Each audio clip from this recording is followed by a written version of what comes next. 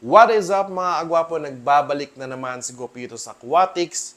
Ay teka, bumabalik na si Guapito sa Aquatics, ano? So aminado mga agwapo, ang tagal ko pong nagpahinga at nawala, no? Naging inactive po ako, pasensya na.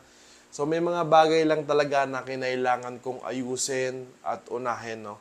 Aminado ng mga panahong yon, napagod ako, nawala yung interest at saka passion ko sa pag-iisda at pag-vlog.